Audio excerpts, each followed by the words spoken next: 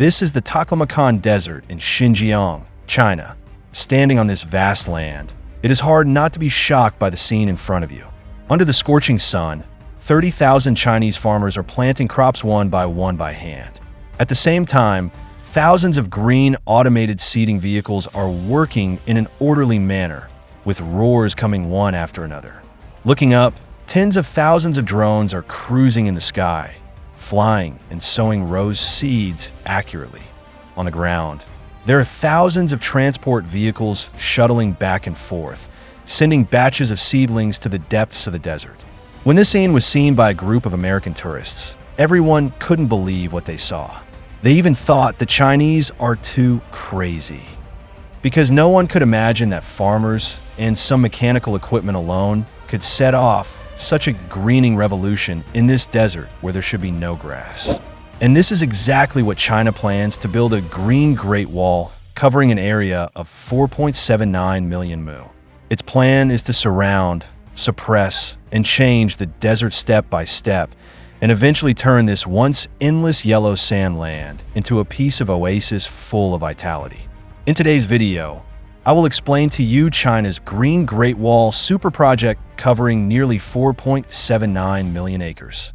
Believe me, you will be shocked by the end. If you like our video content, please click to subscribe to my YouTube channel so that you can receive all our latest video content. Now, let's get into today's topic.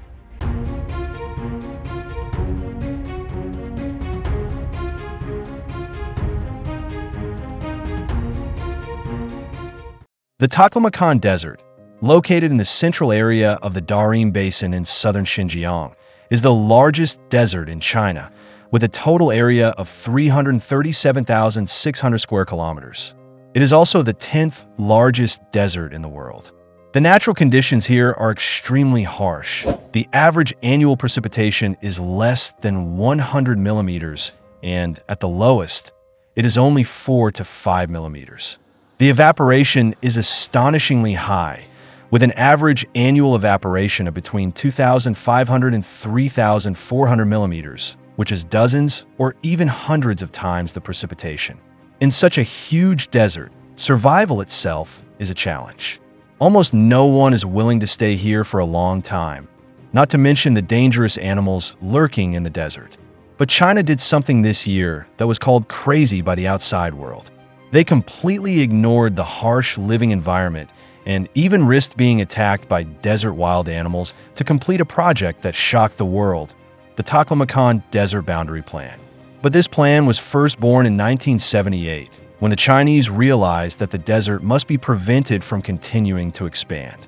To this end, they set a goal: to build a green barrier along the edge of the entire Taklimakan Desert, with a total length of 3,046 kilometers and an investment of nearly $2 billion. However, such a huge project cannot be completed by a single company in a short period of time, but is the result of several generations of relay work. After 46 years of unremitting efforts, in November 2024, this 3,046-kilometer green protection belt surrounding the desert was finally completed.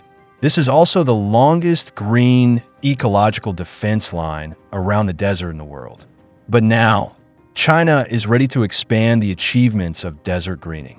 According to the project plan, the 3,046-kilometer green sand-blocking protection belt that has been built will be expanded by another 4.79 million mu. In May this year, Xinjiang will use scientific methods to select new crops suitable for planting in the desert, and at the same time increase the width of the locking edge green protection belt from 110 meters to 7,500 meters to further prevent the edge of the desert from expanding further.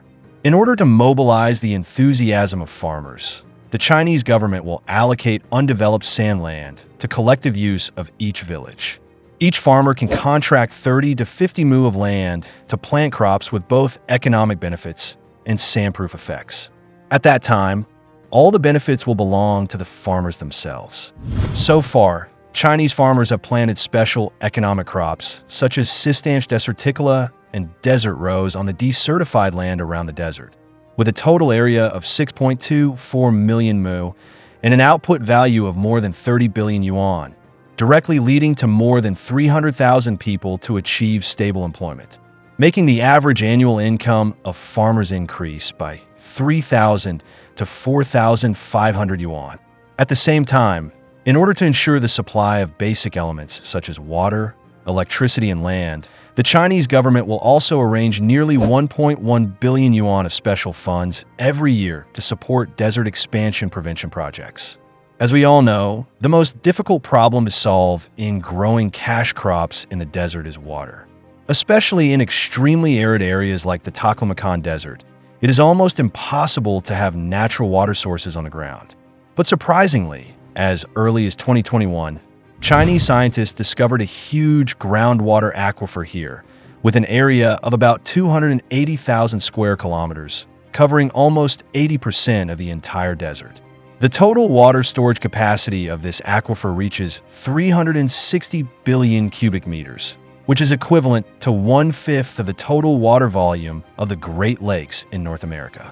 However, the problem is that most of these groundwaters are salty or brackish water and cannot be used directly for irrigation.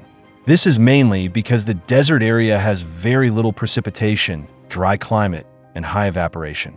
Over time, the salt in the lake water is concentrated and eventually becomes a high salinity water body. In fact, China began to study brackish water irrigation technology as early as 2013. After years of experiments, Chinese researchers have found that using brackish water instead of fresh water for irrigation not only does not affect crop yields, but can also effectively save freshwater resources. This discovery also provides valuable experience for growing cash crops in desert areas today, especially in places where water resources are extremely scarce. Researchers have successfully converted brackish water with a salinity of more than 10 G/L into brackish water of 1-3 G divided by L after a series of water treatment processes. This water can be safely used to irrigate cash crops and can effectively meet the basic water needs of agriculture. At the same time, Chinese researchers have also proposed a bolder idea: using photovoltaic panels to control deserts. Photovoltaic panels can block direct sunlight, reduce the surface temperature by 5 to 8 degrees Celsius, and reduce water evaporation by 20% to 30%. At night, the condensed dew on the surface of the photovoltaic panels and the trace moisture generated during daily cleaning will slowly penetrate into the sand, which is also significantly helpful in alleviating drought. Of course, the photovoltaic panels themselves also have the function of preventing wind and fixing sand.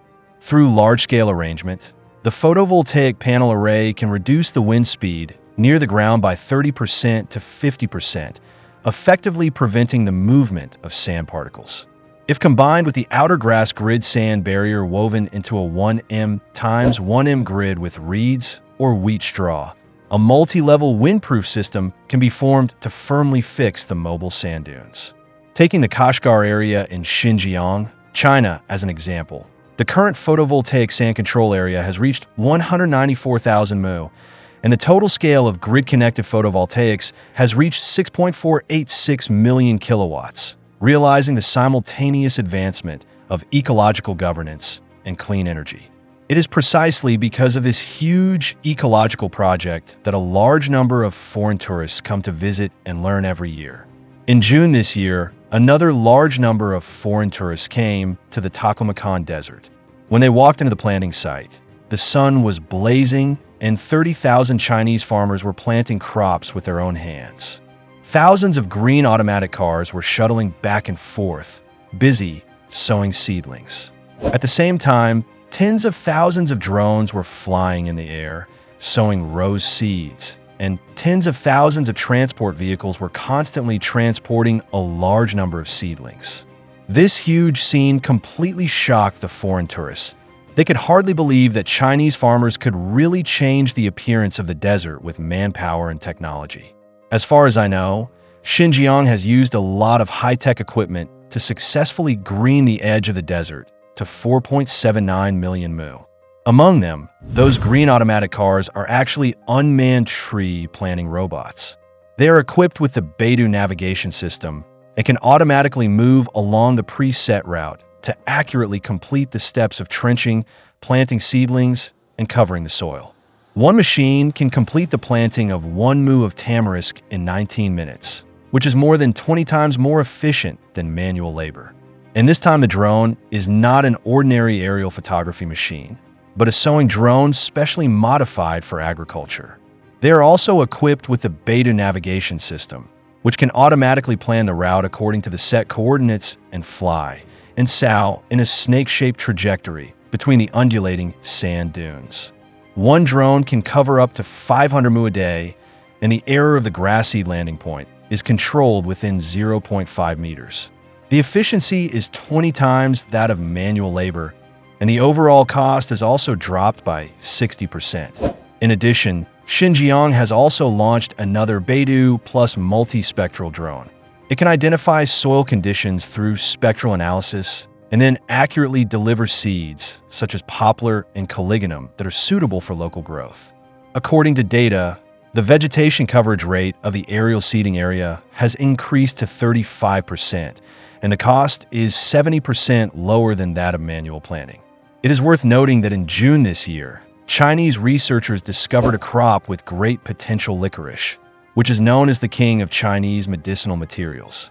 After research, it was found that licorice has super drought resistance and salt alkali resistance.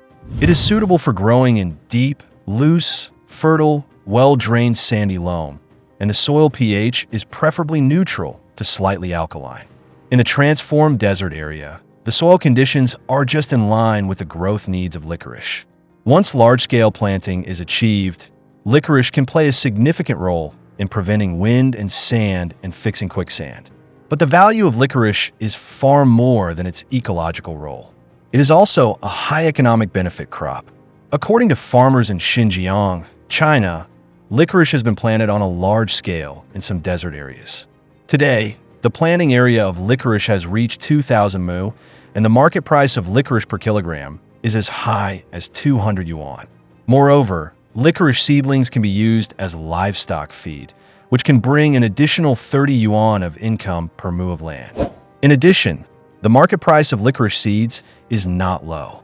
About 10 kilograms of licorice seeds can be produced per mu of land, and the price per kilogram is as high as 300 yuan.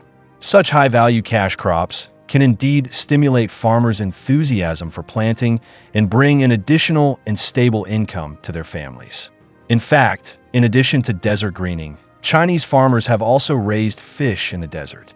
On the vast Gobi Desert in the Turpan Basin in Xinjiang, China, there is a large salmon farming base with 46 land-based barrel farming pools and 52 standardized fish ponds. The entire project has invested $2.7 million and is a modern fishery project with a breeding water volume of 20,000 cubic meters.